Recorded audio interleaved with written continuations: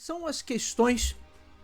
que a gente tem referentes à inovação a nível de produto? Quando eu digo produto, produto ou serviço, né? Porque a gente está falando de ofertas de maneira geral. E a ideia hoje é falar do problema de miopia de marketing. A miopia de marketing é um conceito clássico aí,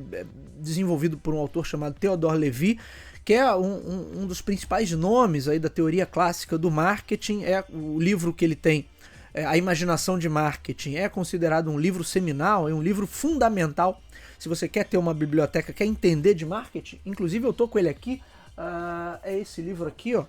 A Imaginação de Marketing, é um livro fundamental para quem quer entender do assunto. E o Theodore Levy,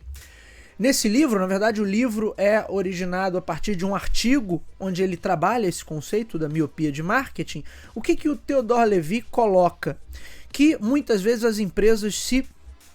entre aspas, viciam nos seus produtos e focam tanto nos produtos que acabam esquecendo do mercado onde elas estão, acabam esquecendo do modelo de negócio, acabam esquecendo da proposta de valor, elas acabam esquecendo daquilo que na verdade fez com que elas crescessem e conquistassem algum espaço, porque elas passam a focar única e exclusivamente no produto, entendendo que as melhorias e os ajustes ali, as adequações no produto que são ou que serão os elementos decisivos para manter a vantagem competitiva. A esse movimento, o Theodore Levy chamou de miopia, porque entende que a empresa não está enxergando tão bem mais a realidade do mercado e está olhando, na verdade, para o seu próprio aspecto interno, para o seu próprio desenvolvimento de produto, e entendendo que toda vantagem competitiva vai derivar dali.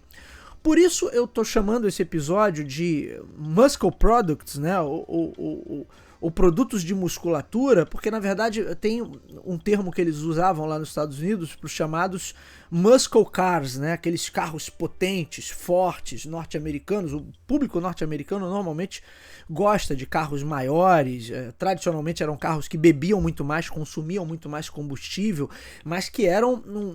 um exemplo físico e visual dessa força. Então,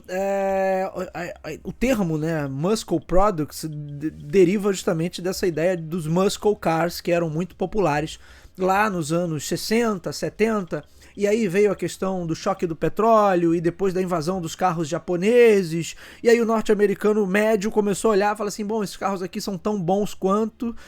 consomem bem menos, são mais baratos de manter, são menores, mais indicados para o cenário urbano, e aí que você tem a invasão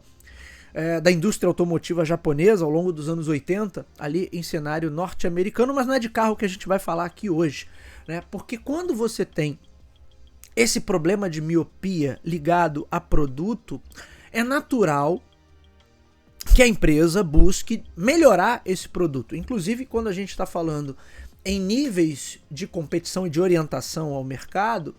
normalmente num processo natural de evolução de um mercado, você passa por uma orientação à produção, que é o primeiro momento ali da empresa, ela vai tentar produzir mais para abastecer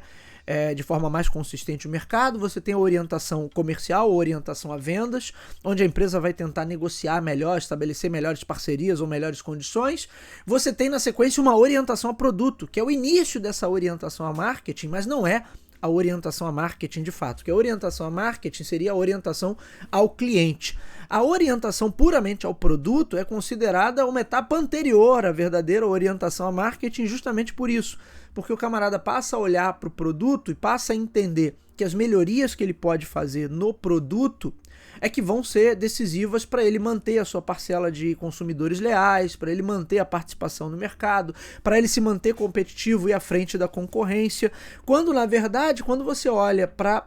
o conceito de orientação a marketing, como o Philip Kotler coloca nos seus livros, é na verdade uma orientação ao cliente, para você entender quais são as demandas, quais são as necessidades e desejos daquele cliente, para tentar entregar propostas de valor